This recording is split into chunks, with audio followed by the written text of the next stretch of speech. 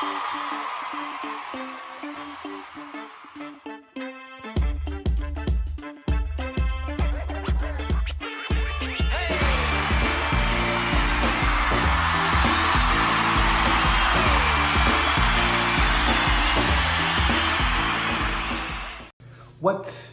is good? We are back again. It's another Monday night. It is the season premiere of Monday Night Raw. And you know what, guys? I'm not gonna lie to you. I really thought this show was gonna be very similar to what we have seen from Raw before. I was very surprised. I did not hate this show. That is a first for a very long time for Monday Night Raw. Since I have been reviewing this thing, this is perfect. So let us continue. Of course, there were some things on the show that I'll have my gripes about, but this was pretty solid. And we're going to run through the whole thing, you know? My name is Jordan Moser, and this is your Monday Night Raw season premiere recap and review.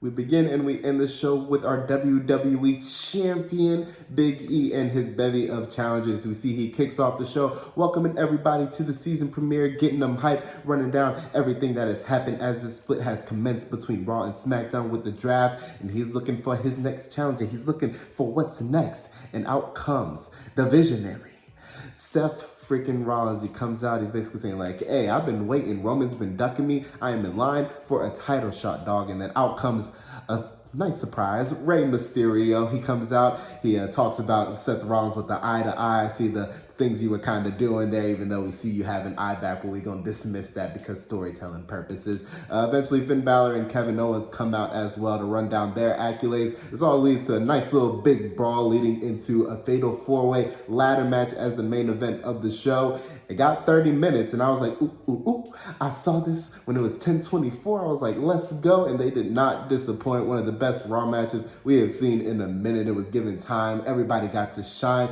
even though it was kind of run-of-the-mill in terms of ladder match spots and things like that. It kind of got inventive with a few things. So we see Rey Mysterio eventually hit a 619 to Kevin Owens just to the ladder on the outside of the ring. It was pretty nice. You got to go back and watch that joint. A very fun match. We see as we come to the end of the match, Seth Rollins takes out Kevin Owens on the outside through the ladder. We see him take Finn Balor off of another ladder and hit that curb stomp and then climb all the way to the top to retrieve that contract in his shot, or his opportunity, as they like to say, at the WWE Championship, and him and Big E kind of face off on things to end the show off. But very predictable result, but a very appreciated one as well. Very, very fun ladder match. Can't wait to see Big E and Seth Rollins. This runs all the way back to the NXT days. Come on now. You remember when they fought for the NXT title in like 2011? This is it. This is roots that we're building, guys. Come on now. So that's going to be loads of fun. Big E needs established challengers, and Seth Rollins is the perfect first opponent after Bobby Lashley to kind of kick things off for his reign. So I'm looking forward to all that, everything that they did with the WWE Championship on this show in terms of building new challengers,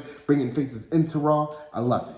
Keep it going, please. The tag team division is burgeoning on Monday Night Raw as well. We got a triple threat tag team match to determine who will face the champions, RK Bro, later on in the show. We got the Street Profits, the Dirty Dogs, and Alpha Academy going. It was a very solid tag team match. Definitely like the spots with Ford and Gable a lot, and just what they're able to do, that athleticism, that wrestling background. I love it. But this eventually gets cut short. We see Omos come out and pretty much cost the Street Profits, knocks off Montez Ford, hits Angelo Dawkins square in the mug, and that allows the Dirty Dogs, Dolph Ziggler and Robert Roode, to hit that spine buster zigzag combo for the 1-2-3 and the win as they go on later in the night to face RK Bro, which was a very fun tag team match as well. Probably the best match we've seen from Ziggler and Roode in a really long time, and RK Bro's pretty much chemistry just continues to blossom. It's really the best thing about Monday Night Raw. It has been for a pretty long time. We see at the end of the match, Randy hit that RKO on Robert Roode, and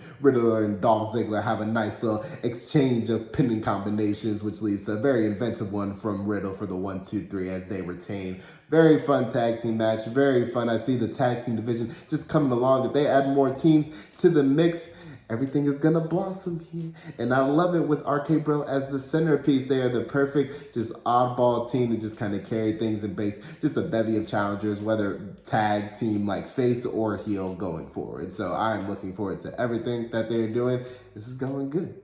This is going good so far. I like this, yeah.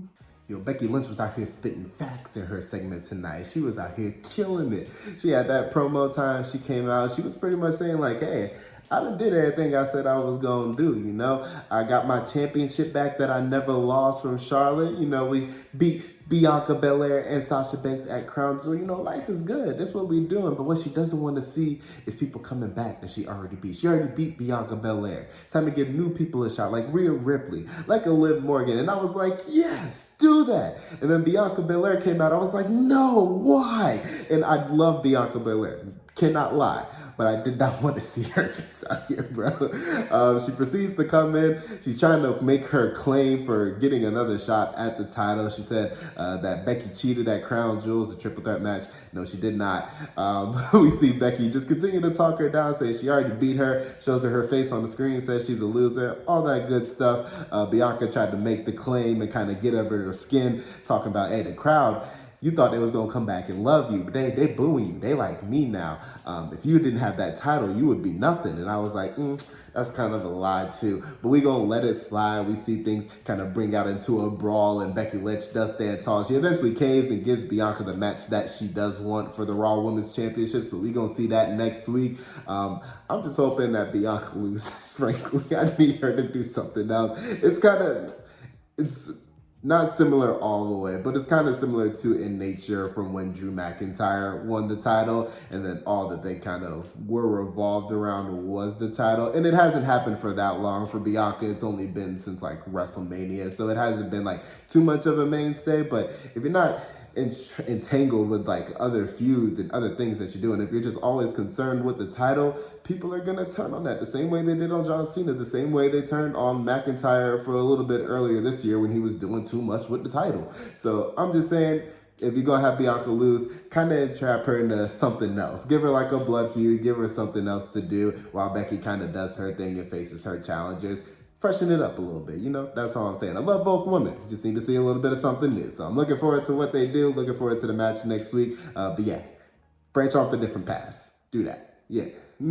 Next up, we got the coronation of Queen Zelina. We see her. She comes out. She got the throne, the crown, the scepter, all decked out. Everything is looking fly. And she proceeds to talk down the woman in the locker room, saying what she's now she is the best. What she has for this crown, this scepter, she is considered the best. I thought we had titles for that, but that's okay. We're going to ignore that. We're going to ignore the past 2 months before the Queen's tournament happened because she was sucking for a bit. But I like the presentation of her as a queen. Frankly, she's got that kind of aura of just like a strong ruler, a cruel ruler, kind of how she was describing in the promo. And I'm fine with all that. We'll see where it kind of leads the next couple of weeks. She had a matchup against Doudrop afterwards, and after taking off the turnbuckle pad and distracting the referee, she was able to hit Doudrop in the face with the scepter for the 1, 2, 3. Pretty much a much shorter version of the match from Crown Jewel. But we see her just kind of building up that stock a little bit. I would love to see that build a little bit more, because I don't think anybody for real is buying the idea of her as just like a mainstay or just one of the main women on Raw. So we'll see how that kind of progresses in the next couple of weeks, but I would say this is kind of a fair start to everything. Didn't care for the matchup though, really didn't, no. Next up, we got the United States champion, Damien Priest, going up against TBar. A very short matchup. We didn't really see much to it. It ends in disqualification after TBar just chucks the chair a la Braun Strowman style to Damien Priest to get the disqualification. And all of a sudden, Damien Priest just goes mad. We see his face, his demeanor, everything change, and he wallops. He beats the brakes off of T-Bar just inside the ring, outside the ring, just straight up destroys him. But we see him actually like getting new music at the beginning of the match. I guess they're kind of going with the half good, half evil type of thing, the embodiment and all that. I don't know what they're doing, because frankly, if there was one person that didn't need to be changed on Monday Night Raw, it was kind of Damien Priest. Like, he was doing fine. All you had to do was give him a little bit of promo time and just some nicer and, like, better feuds, like, not Sheamus all the time. But, like, I'm just confused. Like, what are they He doesn't need anything different. He was cool. He was connecting with the audience. He was doing this thing. Now people are confused, like myself. Like, I'm confused about what's even going on, like, frankly. So there was no need to really do any type of change here. We'll see how it progresses, I guess, but there was really no need to, especially change his music. His music was fire, dog. Come on now. What are they doing? I need help. Next up, we have the long-standing feud between Carmella and Liv Morgan continuing on. And we see Carmella with new music too. Why do they keep on changing people's music who are perfectly fine? Her last music was kind of good, not gonna lie to you. It wasn't amazing, but it was pretty good. It's better than what she has now. But either way, she still has the mask on, still protecting her face, trying to most beautiful woman in all the world in WWE and all that, whatever. Flirted with Corey Graves a little bit during the matchup. Eventually ends up getting the win. I will say a very nice, impressive transition into the face buster for the 1-2-3 on Morgan. I wish better on her. I wish better on Carmella as well. They just need to separate. I need them to branch off. Different feuds, please. Different feuds. Match was okay. Didn't really think too much of it, but yeah, I need some difference. Come on now. Next up, we get another guy whose entrance music was changed out. That was a couple weeks ago, so we're going to let that one slide. It kind of fits with the character. But Bearcat Keith Lee comes out, and he destroys Cedric Alexander. He just straight up demolishes him, pins him. Shelton Benjamin after the match was like, nah, man, I'm not dealing with that. I'm going to back up. I'm going to do my thing.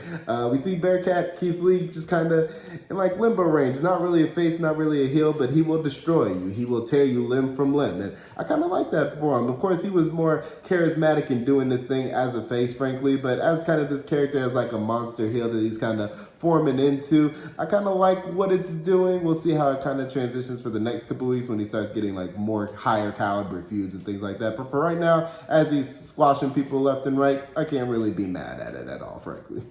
Last thing to note, we see Austin Theory continuing his winning ways, winning against Dominik Mysterio. In a short little matchup, didn't really go too long. Eventually won with that ATL for the 1-2-3. He continues to win. I'm perfectly fine with that. One of the new exciting characters on Monday Night Raw as a heel, of course, as a younger heel. Just taking selfies with legends and demolishing them in the ring as well, even though this is his son. But hopefully he faces Rey Mysterio one time as well. But yeah, I love what they're doing with him so far. I hope they continue to just give him kind of lower level feuds, kind of build his way up and things like that. But yeah, I love what they're doing with Theory so far for sure.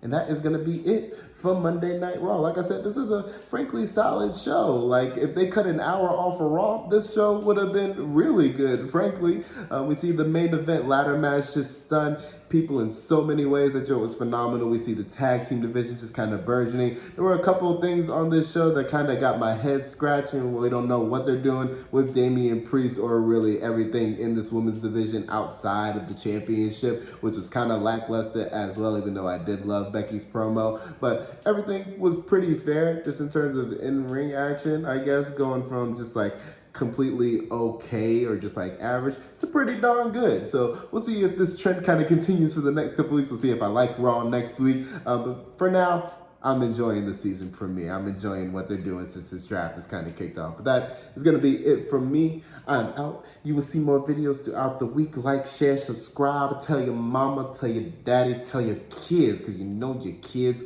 love it. I am out. Peace. Enjoy your weekend. Enjoy Halloween. You know, go out, dress up in your costumes and everything like that. Trunk or treat, trick or treat, everything like that. Have fun. I will see you soon.